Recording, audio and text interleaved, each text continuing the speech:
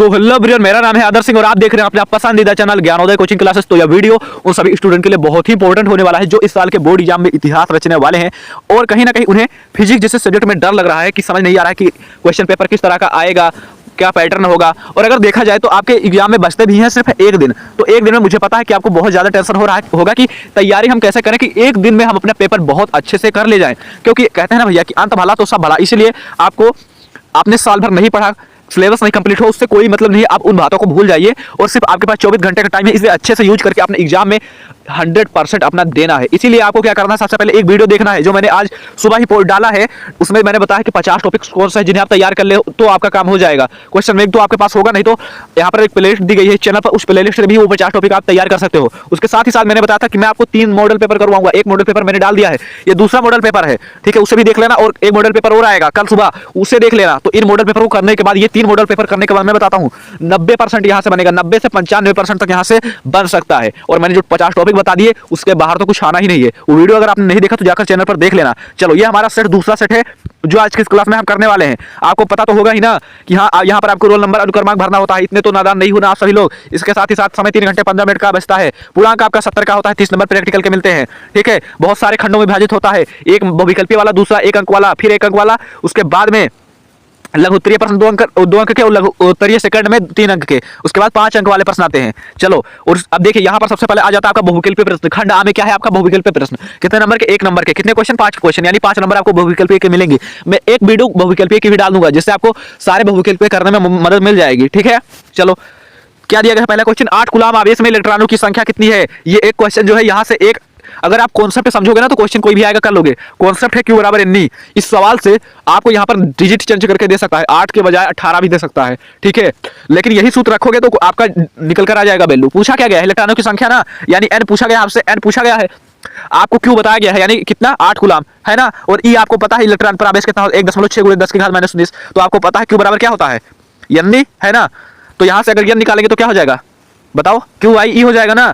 Q आप सभी को पता ही है कितना होता है, बताओ मुझे कितना हो जाएगा? n बराबर QI। Q आप सभी को पता है 1.6 × 10⁻⁻, नहीं, Q दिया गया है 8 कूलाम। यहाँ पर देखो 8 कूलाम दिया गया है, ठीक है। तो 8 यहाँ पर रखोगे और नीचे 1.6 × 10⁻⁻19, तो यहाँ पर निकल करके आएगा 5 × 10⁻19, ये निकल कर आएगा, ठीक है।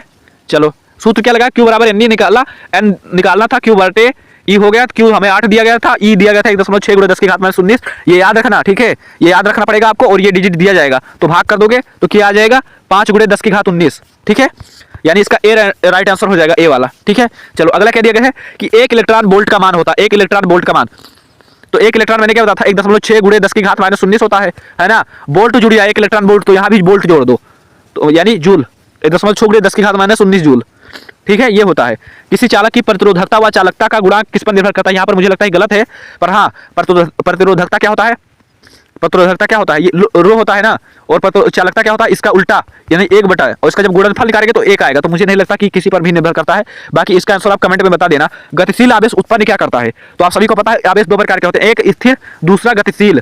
तो मुझे बताओ, जो स्थिर आवेश होता है वो क्या उत्पन्न करता है? वो सिर्फ विद्युत क्षेत्र उत्पन्न करता है। स्थिर आवेश विद्युत क्षेत्र उत्पन्न करता है, लेकिन जो गतिशील आवेश होता है वो विद्युत क्षेत्र और चुंबकीय क्षेत्र दोनों प्रकार के क्षेत्र को उत्पन्न करता है, ठीक है। यानी इसका सी आंसर राइट आंसर हो जाएगा, दोनों प्रकार के विद्युत और चुंबकीय क्षेत्र दोनों उत्पन्न करता है। चलो, अगला दिया गया है L लंबाई के एक स्टील के तार का जो है चुंबकीय आघूर्ण M है, इसे अर्धवृत्ताकार चाप में मोड़ा जाता है, तो नया चुंबकीय आघूर्ण क्या हो जाएगा? 2m/π हो जाएगा, ठीक है। अगला क्या दिया गया है? प्रतिवर्ती धारा परिपथ में एक आमीटर पाठ्यांक 5 एम्पियर है, आमीटर पाठ्यांक दिया गया है, ठीक है। धारा बह रही है, यहाँ पर एक आमीटर पाठ्यांक दिया गया है 5 एम्पियर है, वो परिपथ में धारा का शिखर मान क्या होगा? तो शिखर मान हो जाएगा 5√2 एम्पियर, ठीक है। और हाँ, कैसे निकलेगा मैं आपको बता देता हूँ। इसका एक वो होता है, सूत्र होता है, क्या होता है? शिखर मान बराबर होता है, जानते हो क्या होता है? शिखर मान बराबर √2 × RMS मान, है ना, ये होता है। तो ये देखो, शिखर मान निकालना है, √2 × RMS मान कितना दिया गया है? 5 एम्पियर, 5 रख दो, यानी कितना हो गया? 5√2, ठीक है, 5√2 हो गया। गुणा करोगे तो लगभग कितना आ जाएगा? 7.07 तक आ जाएगा। चलो, ये 5 आपके बहुविकल्पीय प्रश्न थे, ठीक है। 5 नंबर कंफर्म होते हैं। चलो, अगला देखते हैं, खंडवा, ठीक है। बस 1 सेकंड, ठीक है। अब देखो, खंडवा में यहाँ भी आपको 1 नंबर वाले क्वेश्चन मिलेंगे, 1 नंबर वाले छोटे छोटे क्वेश्चन, ठीक है। और ये बहुत ही आसान होते हैं, ठीक है। यहाँ पर आपसे किसी परिभाषा और या फिर सूत्र, 2 तरह के क्वेश्चन पूछे जाते हैं। या तो परिभाषा पूछ लिया जाएगा, तो सूत्र पूछ लिया जाएगा, मात्रक विमा, ये सब, ठीक है। जैसा क्या पूछा गया, आवेशों के मध्य लगने वाले विद्युत बल की सहायता से विद्युतशीलता का विमीय समीकरण लिखो। विद्युतशीलता यानी एप्सिलॉन नॉट। अब मुझे बताओ, आपको पता है ना आवेशों के मध्य लगने वाला बल कितना होता है? F बराबर 1/4 pi epsilon not into Q1 Q2 बटे R स्क्वायर। और हमसे क्या पूछा गया है? एप्सिलॉन नॉट का बीमीय समीकरण। यानी यहाँ से जब एप्सिलॉन नॉट निकालकर इधर फेंकोगे तो Q ये F इधर चला आएगा, तो ये हो जाएगा ना, यानी क्या हो जाएगा, ये F इधर आएगा और ये R उधर जाएगा। ठीक है, क्रॉस मल्टीप्लाई में यही तो होता है, तो ये हो जाएगा हमारा। ठीक है, अब यहाँ पर देखो ऊपर क्या दिया गया है, ऊपर यहाँ पर देखो दो आवेश है ना, एक आवेश होता तो उसकी बीमा 80 होती, दो आवेश है तो इसकी बीमा हो जाएगी 80 स्क्वायर। ठीक है, और नीचे क्या है? F R स्क्वायर, F का यानी बल है, बल का mlt की पावर -2 होता है, और R स्क्वायर यहाँ पर दिया गया है, तो R स्क्वायर का क्या हो जाएगा? R दूरी है, दूरी का L स्क्वायर हो जाएगा। तो फाइनल जो यहाँ पर बीमा सूत्र निकल कर आएगा ये आएगा M की पावर -1 L की पावर -3 और T की पावर 4 A और की पावर A स्क्वायर। ठीक है, चलो ये निकल कर आ जाएगा। विभव प्रवणता क्या होता है? विभव प्रवणता, ठीक है, रटना नहीं है बच्चों, समझना सिर्फ। ठीक है मेरे भाई, सिर्फ समझना है आपको। विभव प्रवणता क्या होता है आपको पता है? पहले मुझे बताओ विभव क्या कहते हैं। ठीक है, यहाँ पर कोई बिंदु क्षेत्र है, देखो विभवांतर कौन सा होता है? एक बिंदु से दूसरे बिंदु पर ले जाते हैं ना। अब मुझे बताओ, ये बिंदु चेंज करोगे, यहाँ से लेकर जाओगे, यहाँ से थोड़ा दूर तो ज्यादा कम काम करना पड़ेगा ना, यानी विभव परिवर्तित होता रहेगा। तो वही होता है कि दूरी परिवर्तित करोगे तो विभव भी परिवर्तित होगा, यानी विद्युत क्षेत्र में दूरी के सापेक्ष विभव परिवर्तन की दर को क्या कहते हैं? विभव परिवर्तन कहते हैं। तो इसका सूत्र क्या हो जाएगा? विभव परिवर्तन बराबर dV/dr। अब देखो dV मतलब क्या होता है? विभव, ये होता है विभव परिवर्तन, और dr मतलब दूरी। ठीक है, ये है इसका अर्थ। चलो सूत्र और इसकी परिभाषा मैंने दोनों ही बता दी। मात्रक देख लो, वोल्ट मीटर, ठीक है, और उसके बाद या फिर न्यूटन प्रति कूलम। क्यों? वोल्ट मीटर ऊपर विभव है ना, विभव का वोल्ट और दूरी का मीटर। चलो अगला कह रहा है यार, नए हो यार चैनल को प्लीज सब्सक्राइब कर लो तुरंत ही, इस तरह की इंपॉर्टेंट क्लासेस हमेशा देखने को मिलती रहेंगी चैनल पर। इलेक्ट्रॉनों के अपवाह वेग से आप क्या समझते हैं? एक सेकंड, इलेक्ट्रॉनों के अपवाह वेग, ये बहुत पूछा जाता है आपसे, पूछा जाता है इलेक्ट्रॉनों के अपवाह वेग। जब सिर्फ ये पूछा जाएगा, ये 1 नंबर में भी आ सकता है, 3 नंबर में, और ये 5 नंबर में भी आ सकता है। 5 नंबर में आएगा तो इसका डेरिवेशन पूछा जाएगा कि इलेक्ट्रॉनों के अपवाह वेग और विद्युत धारा में संबंध क्या है। ठीक है मेरे भाई, चलो मैं बता देता हूँ अपवाह वेग होता क्या है। ये है हमारे पास, मान लो ये कोई है, ये है हमारे पास चालक समझो, और इस चालक में इलेक्ट्रॉन बह रहे हैं। यहाँ पर ये बैटरी से जुड़ा हुआ है प्लस माइनस। ठीक है, और यहाँ पर विद्युत क्षेत्र के प्रभाव में जब इस चालक के इलेक्ट्रॉन जो है धनायन की ओर गति करें जिस वेग से, वही वेग क्या कहलाता है? अनुगमन वेग कहलाता है। ठीक है, यानी कह सकते हैं वह वेग जिसे चालक के इलेक्ट्रॉन जिस वेग से बाय विद्युत क्षेत्र के प्रभाव में धनायन की ओर बढ़ते हैं, वही वेग क्या कहलाता है? अनुगमन वेग, या फिर अपवाह वेग भी करके पूछ लिया जाता है। वही लिखा है, देखो वह सूक्ष्म वेग जिसके द्वारा चालक के इलेक्ट्रॉन धनायनों से टकराते हुए बाय विद्युत क्षेत्र के प्रभाव में धन सिरे की ओर आगे बढ़ते हैं, वही वेग क्या कहलाता है? अनुगमन वेग कहलाता है। ठीक है मेरे भाई, चलो यहाँ पर हाँ ये एक संबंध दिया गया है, इसे मैं बोर्ड पर मैंने बताया था, आज जाकर चैनल पर देख लेना। ठीक है, मैंने बताया था, बोर्ड पर मैंने बताया था, और ये आप जाओगे चैनल पर आपको प्लेलिस्ट मिलेगी, प्लेलिस्ट वाले ऑप्शन में आपको सेकंड वाली प्लेलिस्ट खोलना, डेरिवेशन सीरीज वाली, वहां पर आपको मिल जाएगा। चुंबकीय यामोत्तर क्या होता है समझो, पहले इस पर मत जाओ, पहले इसे समझो होता क्या है। एक कोई चुंबक है, ये हमने लटका दिया। ठीक है, ये हो गया एन, हो गया यस, हो गया, इससे हमने क्या किया? ये लो हमने इसे लटका दिया। ठीक है, यहाँ पर किसी चीज से लटका दिया। अब क्या हो, कोई पृष्ठ जो हो, इसका अक्ष कहाँ है? इसका अक्ष ये है ना, ये इसका अक्ष है। अब क्या हो, कोई पृष्ठ हो और वो पृष्ठ यानी सतह हो और इस अक्ष से होकर जाए, तो जो सतह होगी यही सतह क्या हो जाएगी? चुंबकीय यामोत्तर। यानी कह सकते हैं वह सतह जो चुंबक के अक्ष से होकर जाती है, अक्ष से होकर गुजरता है, वह सतह ही क्या कहलाता है? चुंबकीय यामोत्तर। ठीक है, वही लिखा हुआ है देखो कि स्वतंत्र रूप से लटकी हुई चुंबक कोई है तो उसके जो अक्ष से गुजरता है वही सतह क्या कहलाता है? चुंबकीय यामोत्तर कहलाता है। ठीक है, वैद्युत चुंबकीय प्रेरण क्या होता है? ठीक है, क्या दिया गया है कि वैद्युत चुंबकीय प्रेरण लेंज का नियम, यानी किसी परपथ में वैद्युत वाहक बल अथवा प्रेरित धारा की दिशा सदैव ऐसी होती है कि उसी के कारण उसी का विरोध करती है। समझो एक चुंबक दिया गया है, एक यहाँ पर एक धारा वो दिया गया है कुंडली, तो ये चुंबक को जब इसके पास लेकर जाएंगे तो यहाँ पर धारा प्रवाहित होगी। अगर इसकी दिशा एस एन है इस तरह, ठीक है, तो यहाँ पर जो धारा प्रवाहित होगी इस तरह होगी। ठीक है, यानी सोर्थ, तो ये क्या करेगा? इसे दूर भगाएगा। ठीक है, यानी और चुंबक के कारण, देखो चुंबक के कारण ही उत्पन्न हो रहा है और उससे ही दूर भगा रहा है। ठीक है, तो इसीलिए वही लिखा गया है कि जिसके कारण वह स्वयं उत्पन्न होता है वह उसी का विरोध करता है, तो यही कहलाता है वैद्युत चुंबकीय प्रेरण। वैद्युत क्षेत्र रेखाओं से आप क्या समझते हैं? तो वैद्युत क्षेत्र रेखा सभी को पता है कि हमारे पास क्या है? वैद्युत क्षेत्र रेखा क्या है हमारे पास? ये देखो, ये धन सिरे से इस तरह है धन सिरा, और इस तरह यहाँ पर ऋणावेश है, तो यहाँ से धनावेश से निकलकर ऋणावेश की ओर प्रवेश करती है और ये वैद्युत क्षेत्र की दिशा को प्रदर्शित करती हैं। तो वो कह सकते हैं वे काल्पनिक रेखाएं जो वैद्युत क्षेत्र की दिशा को प्रदर्शित करती हैं, वैद्युत क्षेत्र रेखाएं कहलाती हैं। इससे ज्यादा इंपॉर्टेंट इसके गुण, वैद्युत क्षेत्र रेखा आप लोग समझ गए ना कि हाँ कोई, ये देखो हमारे पास धनावेश से निकलकर ऋणावेश की ओर जाती है, तो वे काल्पनिक रेखाएं जो वैद्युत क्षेत्र की दिशा को प्रदर्शित करते हैं। अगर हम इसके किसी बिंदु पर ये स्पर्श रेखा खींच देंगे तो वैद्युत क्षेत्र की दिशा को प्रदर्शित करेंगी, तो वही क्या कहलाता है? वैद्युत क्षेत्र रेखा कहलाती है। इसके गुण पूछा जाता है, तो गुण आप यहीं से निकालोगे। गुण आप इसके देखो, मैं इसके डायग्राम बना देता हूँ, आप डायग्राम से निकालोगे। जैसे मान लो ये दिया गया है, आपको दिया गया है प्लस से माइनस, ये देखो निकल कर जा रही है। ठीक है, अब यहीं से आप निकालोगे, कैसे निकालोगे? ठीक है, बताओ कैसे निकालोगे? तो मैं बता देता हूँ। पहला तो लिखोगे कि धनावेश से निकलकर ऋणावेश की ओर जाती है ना, कि ये देखो धनावेश से निकलकर ऋणावेश की ओर जाती है, ये हो गया पहला। दूसरा कि वो खुला वक्र बनाती है, यानी बंद वक्र नहीं बनाती है, याद रखना। चुंबकीय क्षेत्र रेखाएं बंद वक्र बनाती है, लेकिन वैद्युत क्षेत्र रेखाएं बंद वक्र नहीं बनाती हैं। तीसरा कि एक दूसरे को कभी नहीं काटती हैं, ये बहुत इंपॉर्टेंट है कि एक दूसरे को कभी क्यों नहीं काटती है। तो भैया ये बहुत इंपॉर्टेंट हो रही है, एनसीईआरटी में पूछा गया था कि वैद्युत क्षेत्र रेखाएं होती है एक दूसरे को क्यों नहीं काटती हैं। ये हर साल पूछा जाता है, अलग से पूछा जाता है, गुण छोड़कर यही डायरेक्ट पूछ लिया जाता है कि एक दूसरे को क्यों नहीं काटती है।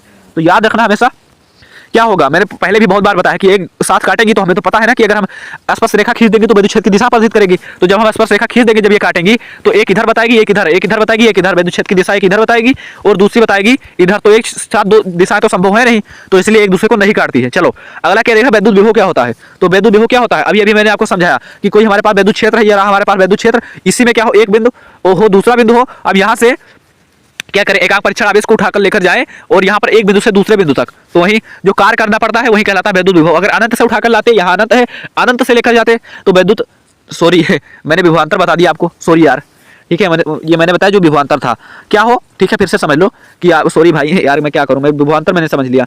आपके पास कोई आवेश है, आवेश के चारों तरफ एक क्षेत्र होगा, यानी विद्युत क्षेत्र होगा, इसे कहेंगे विद्युत क्षेत्र, है ना। कोई आवेश है तो उसके चारों तरफ एक क्षेत्र होगा, जिसे क्या कहेंगे विद्युत क्षेत्र। अब हम खूब दूर जाए अनंत पर, अनंत से कोई एकांक परीक्षण आवेश उठाकर इसमें लेकर आए तो कुछ ना कुछ कार्य करना पड़ेगा, है ना। तो वही कार्य क्या कहलाएगा, विद्युत विभव। यानी कह सकते हैं कि एकांक परीक्षण आवेश को अनंत से विद्युत क्षेत्र तक लाने में किया गया कार्य क्या कहलाता है, विद्युत विभव कहलाता है।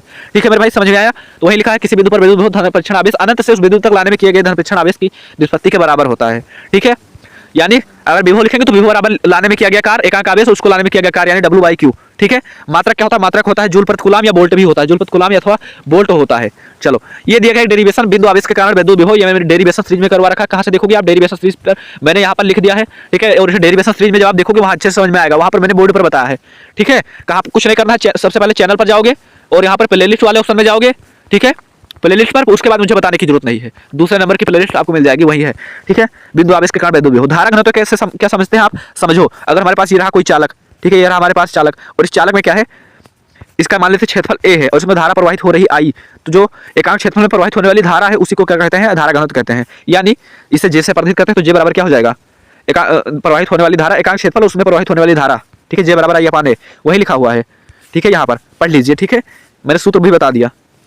ठीक है, आगे देखो, चुंबकीय क्षेत्र रेखाएं, अभी हमने समझा था विद्युत क्षेत्र रेखाएं। चुंबकीय क्षेत्र रेखा क्या होती है, इस तरह होता है, ये हमारा चुंबक है, चुंबकीय क्षेत्र रेखाएं ये नॉर्थ से निकलकर साउथ की ओर इसमें प्रवेश करती हैं और गुण वही होता है, बस एक गुण अलग होता है कि ये बंद वक्र बनाती हैं और जो विद्युत क्षेत्र रेखाएं थी वो बंद वक्र नहीं बनाती हैं। ठीक है, ये सतत पर विद्युत चुंबकीय क्षेत्र का सतत प्रदर्शन करती हैं।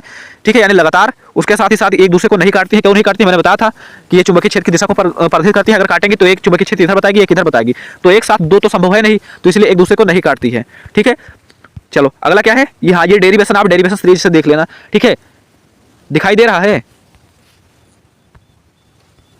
दिखाई नहीं दे रहा था, चलो कोई बात नहीं, अब समझो। देखो अगला क्या देखा, फ्लेमिंग के बाएं हाथ का नियम।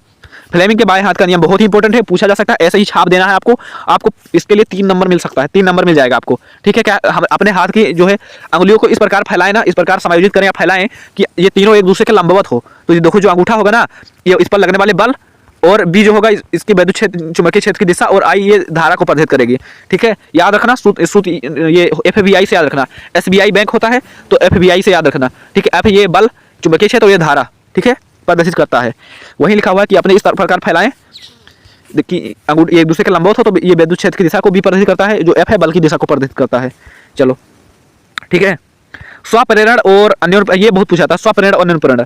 ठीक है, स्वप्रेरण और इसका गुणांक पूछा जाता है, तो समझो क्या होता है। एक ऐसे चुंबकीय घटना जिसमें विद्युत में बहने वाली धारा उसमें परिवर्तन के कारण उसकी परिवर्तन में विद्युत वाहक बल उत्पन्न हो जाता है। समझो, एक कोई चुंबक है, ठीक है, चुंबक को क्या करेंगे, कुंडली के पास लेकर जाएंगे। मैंने क्या बताया था कि उसमें धारा बहने लगेगी और वहां पर जो एक विद्युत वाहक बल उत्पन्न हो जाएगा, तो वही घटना क्या कहलाती है, स्वप्रेरण कहलाती है। ठीक है, चलो उसके बाद अगला देखा विद्युत फ्लक्स किसे कहते हैं। मैंने बहुत बार बताया कि बहुत ही इंपॉर्टेंट है, इसे तैयार कर लेना। विद्युत फ्लक्स क्या होता है, तो मैंने बताया था, कोई हमारे पास ये देखो बंद पृष्ठ है। ठीक है, ये समझो, ये देखो बंद पृष्ठ है। ठीक है, तो इस बंद पृष्ठ से जो होकर गुजर रही है सारी विद्युत बल रेखाएं, इन्हीं की संख्या को क्या कहते हैं, विद्युत फ्लक्स कहते हैं। ठीक है, कोई बंद पृष्ठ है इस तरह, तो यहाँ से जो विद्युत क्षेत्र रेखाएं गुजरती हैं उन्हीं की संख्या को क्या कहते हैं, विद्युत फ्लक्स कहते हैं। देखो, किसी बंद काल्पनिक पृष्ठ से संबंध विद्युत फ्लक्स गुजरने वाली विद्युत क्षेत्र रेखाओं की संख्या की माप, इसे फाई ई से प्रदर्शित करते हैं। तो फाई ई बराबर होता है E × DA। ई यहाँ पर क्या होता है, विद्युत क्षेत्र की दिशा, और DA क्या होता है, क्षेत्रफल सदिश। चलो ठीक है, चलो ये था हमारा लास्ट टॉपिक, खत्म हो चुका। उम्मीद करते हैं पूरा मॉडल पेपर अच्छे से समझ में आया होगा। अगर आप इसे तैयार कर लेते हैं, 2 मॉडल पेपर आपको मैं और करवा दूंगा, फिर आपको टेंशन लेने की कोई जरूरत नहीं है। ठीक है, नए हैं तो चैनल पर सब्सक्राइब कर लीजिए। मिलते हैं फिर किसी धमाकेदार वीडियो के साथ, तब तक के लिए जय हिंद, वंदे मातरम।